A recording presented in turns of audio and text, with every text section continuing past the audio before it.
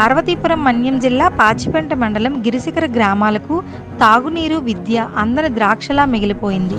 ఎంత ప్రయత్నించినా అందని మంచినీరు, ఏటా ఎన్ని లక్షల జీతాలు ఇచ్చినా, టీచర్లు పంపినా అందని విద్య గిరిజనులకు శాపంగా మారింది. వివరాల్లోకి వెళ్తే పాచిపెంట నుంచి అరకు వెళ్లే రహదారి మార్గంలో సుమారు 5 కిలోమీటర్ల మేర కొండపైకి ఘాట్ రోడ్లో చివరి గ్రామాలైన మూటుకోడు గత కొన్ని తరాలుగా అక్కడ 40 కుటుంబాలకు పైగా నివసిస్తున్న గిరిజనులకు మౌలిక వసతులు ఉండేవి కావు. కొద్ది రోజుల క్రితం ఈ 5.5 కిలోమీటర్ల ప్రాంతంలో కేంద్ర ప్రభుత్వం నిధులతో రోడ్లు వేయడంతో వీరికి ఆటోలు, బైకులు వెళ్లడానికి అవకాశం వచ్చింది. అయినప్పటికీ ఈ ప్రాంతంలో తాగునీటికి ఇబ్బందులు పడుతున్నామని, ఎన్నిసార్లు రిపేర్ చేసినా అక్కడ బోర్ పనిచేయకపోవడంతో కొన్ని కిలోమీటర్ల మేర వెళ్లి బావి నుంచి నీరు తెచ్చుకొని జీవిస్తున్నామని అక్కడి గిరిజనులు ఆవేదన వ్యక్తం చేశారు. ఇంకా విద్య విషయానికి వస్తే ఎటువంటి స్కూల్ బిల్డింగు లేకున్నా ఒక చిన్న పాకలో నెలకి 1-2 రోజులు వచ్చే టీచర్లతో తమ పిల్లలు విద్య నేర్చుకుంటున్నామని, ఈ విషయం ఎవరికి చెప్పుకోవాలో అర్థం కాక మౌనంగా ఉండిపోతున్నామని గిరిజనులు తెలిపారు.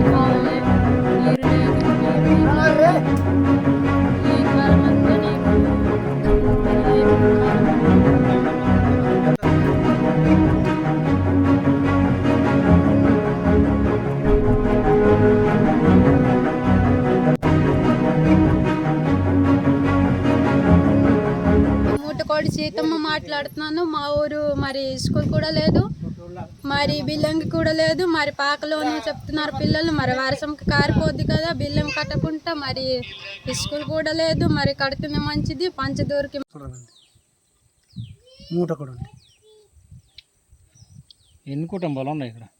అంటే ఒక 37 ఇలాగ ఉంటుందండి కుటుంబం. ఎన్నాళ్ళ నుంచి ఉంటున్నారు ఇక్కడ? అంటే మా తాత తల్లి నుండి మా పూర్వం వరకు ఉంటామండి ఇక్కడ. పిల్లలంటే అలాగ నడిసేవారు. ఇప్పుడైతే కొద్దిగా రోడ్ అయింది కాబట్టి మాకు అలాగ ఆటలు వస్తున్నాయి కాబట్టి అలాగా ఎక్కుతున్నామండి. ఇప్పుడు కొంచెం మాకు బాగా ఉందండి.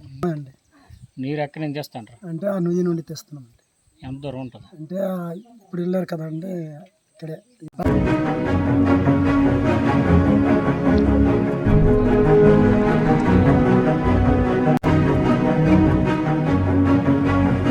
బడి ఎక్కడ మీది?